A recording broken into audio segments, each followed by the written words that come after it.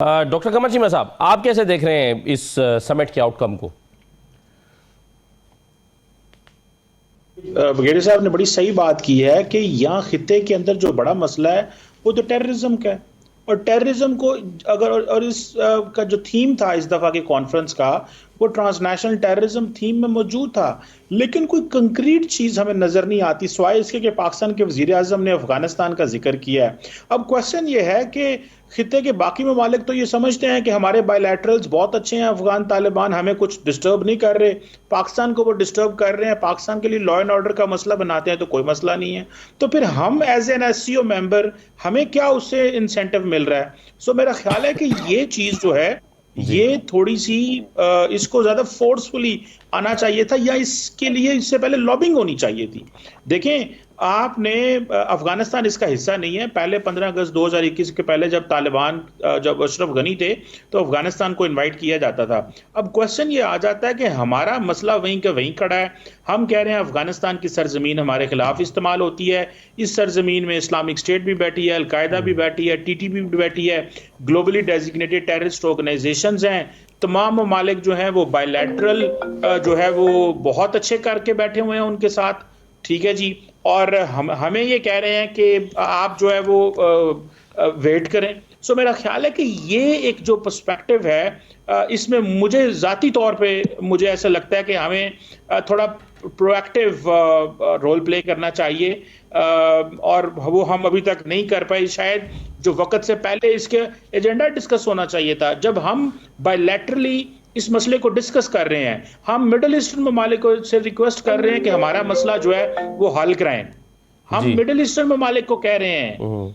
सो मेरा ख्याल है कि इस चीज को थोड़ा सा हमें प्रोएक्टिवली होके सही है। और डॉक्टर साहब, जयशंकर की तकरीर को आप कैसे देखते हैं? क्योंकि मजमूई तौर पर, और ये तकरीर एक ऐसे वक्त में हो रही थी कि जब कनाडा में उनको बहुत हजीमत का सामना करना पड़ा है, उनके सफारतकारों को वहाँ से निकाल दिया गया है मुल्क से। एक ऐसे वक्त में वो यहाँ पर इस एससीओ में शरीक थे, तो उनकी जो तकरीर है और उनका जो एक्ट दुनिया के सामने साबित हुआ है, वो रिलेट कर रही हैं आपस में चीज़ें? देखिए, वो डेफिनेटली कनाडा और इंडिया के ताल्लुकात बड़े मुश्किल में हैं, और जारी बात है जयशंकर जो बातें कर रहे थे उसमें टेररिज्म की बात तो कर रहे हैं, लेकिन सारी की सारी G7 और फाइव आइज इंटेलिजेंस तो उनके ऊपर इल्जाम लगा रही है कि आप कनाडा के अंदर दहशतगर्दी करवा रहे हैं। मेरा ख्याल है कि वो एक मुश्किल में इस वक्त बिल्कुल मौजूद हैं, बड़ी टेंशन में है कि हम किस तरह चीज़ें जो हैं आगे लेके चलें, क्योंकि जिन ममालिक के साथ उनकी बहुत अच्छी पार्टनरशिप है वो सारे के सारे ही अब इंडिया को ये कह रहे हैं कि आप जो है वो दहशतगर्दी करवा रहे हैं। सो एक challenging task for doctor Jaishankar and India.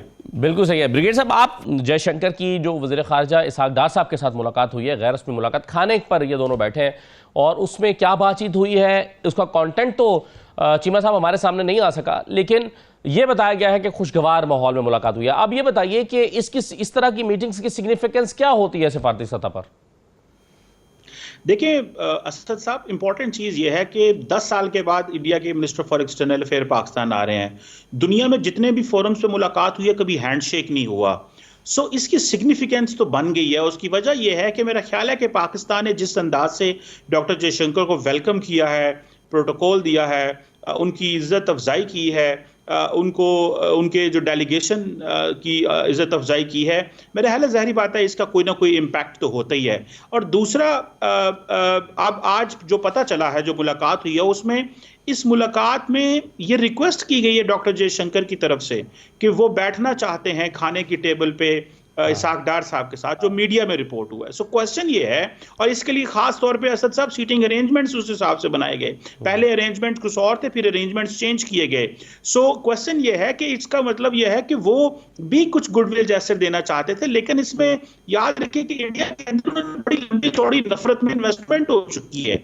जो बीजेपी एज ए पार्टी है वो बड़ा मुश्किल, उन्होंने एक नैरेटिव क्रिएट किया है पाकिस्तान में। और आपको पता है कि for India Pakistan is not a foreign policy issue, it's a domestic issue. So जिस तरह हम तो इंडिया को फॉरेन पॉलिसी ट्रीट करते हैं, वो हमें डोमेस्टिक इशू के तौर पर ट्रीट करते हैं, यानी कि पाकिस्तान पे बात होनी है जैसे बाकी इश्यूज के ऊपर बात होनी है। सो सिग्निफिकेंस डेफिनेटली है। अब इस मीटिंग में बात क्या हुई है, जाहिर बात है ये थोड़ा बहुत ढूंढने से ही पता चलेगा कि क्या बात हुई, क्या डिस्कशन होती रही। लेकिन आप देख सकते हैं छोटा सा क्लिप निकला है जिससे ये पता चलता है कि बड़ी खुश अच्छे अंदाज से बात चल रही है। सो इसकी सिग्निफिकेंस जरूर मौजूद है। आप देख रहे हैं कि अब कहीं और ऐसे फोरम्स दुनिया में आते हैं, वहां पे हैंडशेक होते हैं, या इंडिया मजीद एक टफ पोजीशन लेता है, या फिर ये है कि आप पब्लिक में टफ पोजीशन लेते हैं लेकिन आप बैठते हैं, कोई रास्ता ढूंढते हैं। लेकिन एक चीज मैं आपको सब बता दूं, एक पॉइंट में शेयर कर दूं, डिस्पाइट द फैक्ट कि भारत और पाकिस्तान के दरमियान मामला ठीक नहीं है, लेकिन दोनों मुल्कों के ट्रैक 2 कॉन्टिन्यूसली हो रहे हैं। जिस चीज की मैं समझता हूं कि इसका मतलब है चीजें बेहतर है। ट्रैक 2 चल रहा है, मुसलसल चल रहा है, कई सालों से चल रहा है। इट मींस बहुत सारा काम जो है वो हो चुका है। जब ही मौका मिलेगा बातें शुरू करने का, हालात भी बेहतर होंगे, तो आप देखेंगे कि वो जो काम ट्रैक 2 पे हुआ है तो ट्रैक 1 पे आ जाएगा। कहीं से तो आप कहते हैं कि बातचीत का आगाज करना ही पड़ेगा, अगर रुकावटें हैं उसको दूर करना पड़ेगा। डॉक्टर कमर चीमा साहब, आप कैसे अब इन पॉसिबिलिटीज को देख रहे हैं? बहरहाल तनाव है अगर पाकिस्तान और भारत के दरमियान में, तो आखिर में करनी तो बातचीत ही है, और ये तो दोनों ममालिक को समझ आ रहा होगा, खासतौर भारत को जो पीछे हटा और उसने फिर कश्मीर में जो तजर्बात किए और जो आइन में तब्दीलियां और छेड़छाड़ की है, तो शायद वो अपनी उस पोजीशन से तो पीछे ना हटे, लेकिन बातचीत के लिए तो आना ही पड़ेगा ताकि मामला को साथ साथ चलाया जा सके। ये कब तक होता हुआ देखते हैं आप? देखिए, इंपॉर्टेंट चीज़ ये है कि भारत ने इतना ज़्यादा इस बायलैटरल मामलात को ख़राब किया, बार बार एक ही चीज़ पाकिस्तान पे इल्ज़ाम लगाना, हालांकि हम तो खुद इफेक्टी हैं। आज जब भारत को कनाडा, अमेरिका, ऑस्ट्रेलिया, इंग्लैंड सारे मुल्क कह रहे हैं, बल्कि सारी की सारी फाइव आइज इंटेलिजेंस अलायंस ये कह रहा है, आपका G7 ये कह रहा है कि हम इस बात को समझते हैं कि इंडिया ने कनाडा के अंदर नॉन स्टेट एक्टर्स को पैसा दिया, रैकी करवाई, बंदे मरवाए, तो और इंडिया जो है वो कोऑपरेट कर रहा है अमेरिका के साथ। इंडिया ने कल परसों सर जी टीम भेजी है अमेरिका इस चीज में ताउन करने के लिए कि ये जो पन्नू को कत्ल करने लगे थे वहां पे, उसमें टीम भेजी है अमेरिका। सो जो हमें कहते थे, आज देखें, आज words and actions need to meet.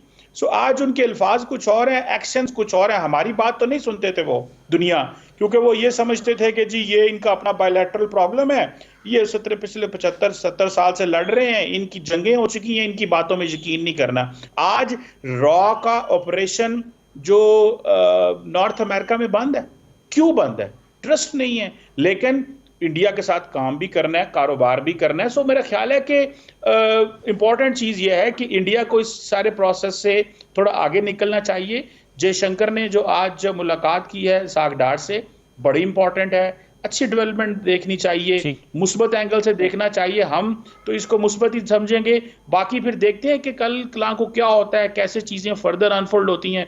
Let's see.